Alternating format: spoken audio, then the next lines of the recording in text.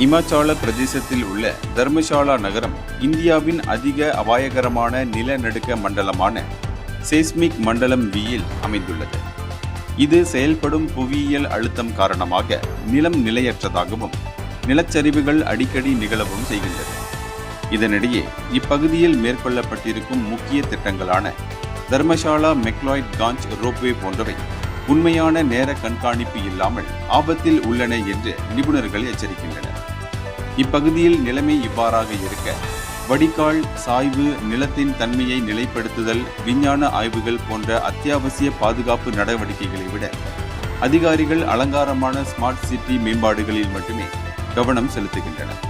எனவேதான் அறிவியல் அடிப்படையிலான தீர்வுகளுக்கு பதிலாக அரசியல் நாடகம் நடந்து கொண்டிருப்பதால் தர்மசாலா தடுக்கக்கூடிய ஒரு பேரழிவை நோக்கி சென்று கொண்டிருக்கிறது. அது மட்டுமின்றி முன்னெச்சரிக்கை நடவடிக்கைகள் தாமதமானால் பலரின் உயிர்கள் ஆபத்தில் இருக்கும் என்றும் தெரிவிக்கப்பட்டுள்ளது. இந்தியர்களின் இதய குரல் மக்களோசை.